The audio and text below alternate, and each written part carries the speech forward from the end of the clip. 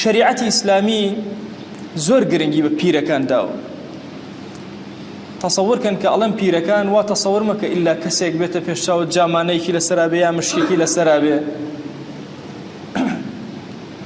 لە دوای چلەوە ئیتر تۆ بە پیرەکانی ئومەت حیساب بکەیت. هەندێکە فەرموون لە 37 ساڵی لە 35 ساڵی بەدواوە کاتێکە ئوترا دوو شەیخەکە لە ئیسلاما کە پێغەمبەری خوا صلی الله عليه و آله وسلم سیدنا ئەبوبەکر ئەفەرموون لەبەرەوەی عمریان لە 40 بەرەو ژوور بوو، هەندێک ئەفەرموون لە 30 بەرەو سەرەوە لە 35 بەرەو سەرەوە ئینسان ئیتر بە کەسێکی کامڵ دائەنرێ ئەبێ ئەم کەسە کامڵە ئاگای لێبێ. خوا بە گەورەی خۆی ڕێزی لەم کەسانە بە تایبەت لەناو کۆمەڵگا داناوە. شەباب و گەنجی موسڵمان ئەبێ زۆر بە وریایی مامەڵە لەگەڵ پیرەکانە بکەن. پیر قورسایەکانی سەرزەوین، گەورەی خوا جەل جەلالوه و ڕەحمەتی خوا جەل جەلالوه لەسەر زەویە بەهۆی پیرەکانەوە. زۆر کات مەفهومێکی هەڵە هەیە هەموو جیلێکی گەنج کە دێت وا تەسەوورەکە ئەمەی خۆی ڕاستەوەی پێشوو هیچ نەبووە. ئەمە هەڵەیەکی زۆر کوشندەیە لە سەحوەی ئیسلامیە کە دروست بووە. 1000 و ئەوەندە ساڵ جیل بە جیل خەڵک خزمەتی ئەم دینەی کردووە هەتا ئەمڕۆ گەیشتووە. هەموو حەرەکە و سەکەنەیەکی تۆ کە ئەمڕۆ فێری بووی، باو باپیرت کە فێری بوون، خەڵکێک لە پێش ئەوانە فێری کردن. ئەم دەعوە بانگەوازە وردە وردە هات.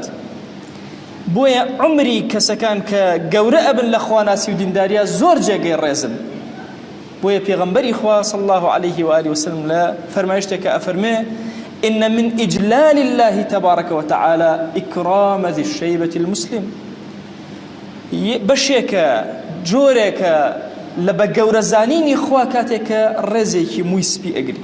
یەکێک لەو عیبادەتانەی کە تۆ هەستی پێ ناکەی لە قیامەتە زۆر سوودی لێوەرەگری ئەوەیە کە کەسێکی لە خۆت گەورەتر ڕێزە لێگرت، موسپیەک لە پێناوی خوایە تۆ حورمەتێ گرت، وەکو وایە خوات بە گەورەزانی بێ، تەعزیمی شەعیرەیەکی زۆر گەورەی خوات کردبێ. من شاب شيبة في الإسلام كانت له نورا يوم القيامة. لا وكان أجر يكمو لبناي خوا سبيكي لم إسلاما نورك زور جوانا للروج قيامة بوت كاتي كسيك أبيني بكم الله موي سبي جوانا و كأم وجه جوانا أبيني تورزي لأجري ضل نيابة الرجل للنوري إسلام قرتو أجر دوكس فضل علم ينوكو يقوابه فضل علم ينوكو يقوابه يك سعاد يكي كان لو يتريان قورة تربية للا إخوة أقدم ترى همو ما نوفر ما يجتمع لبرا ليس منا من لم يرحم صغيرنا ويوقر كبيرنا نفرم ويحترم كبيرنا توقير لقل احترام زور جواز كتو وقار بو كسيك دائني تصورك ممكنة الرزلة كسي بقري تنها رزيكي سرزاركي بلان وقار سرزاركي نية بالروح بالدل أبي وقاري كسك بكي بقوري بزاني أما صفتي كسي مسلمانة خوشوي اسمان بو هموشتي ياساي بو إمدانا تنانت كتو أجيت للرقاية أجيت بكسك هميشة أو كسي عمري كم ترى أبي دس بيش خريك السلام كلا جورك باتو رب ليك بعدز من ليك كتو جنشتري أبي الرزي جورتر بقري أو عنده خوشوي اسمان قرنجي ببيركان أدا معاذ كري جبل طبعا يشك لو هاولانيك إنسان سري سرعة من الحياة معاذ لدى صالح عمريا أو عنده قوربو